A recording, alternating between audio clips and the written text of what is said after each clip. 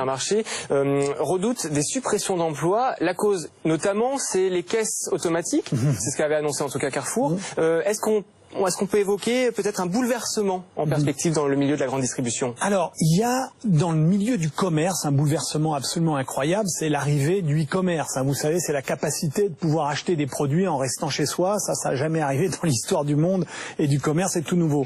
Mais ce qu'il faut bien préciser, c'est que le commerce alimentaire, lui, bénéficie, si vous voulez, d'une espèce de protection à ce e-commerce. Pourquoi? Parce que les gens préfèrent encore toucher, sentir, voire regarder les produits en magasin. Preuve en est, le numéro 1 mondial du e-commerce, Amazon, que tout le monde connaît, l'année dernière a acheté 460 magasins aux États-Unis, des magasins physiques, des magasins alimentaires, parce qu'il a compris que le physique était un élément décisif pour faire du business. Et qu'est-ce qu'on peut attendre encore comme nouveau bouleversement? On parle des caisses automatiques, mais est-ce que justement on va de plus en plus réduire le personnel, continuer? Alors, juste préciser ce point-là, c'est-à-dire que les caisses automatiques, le fameux self-scanning qu'on connaît tous, il y a certaines enseignes qui ont testé des magasins 100% self-scanning. Chaque fois, on a eu des clients qui nous ont demandé de remettre des caisses avec des caissières.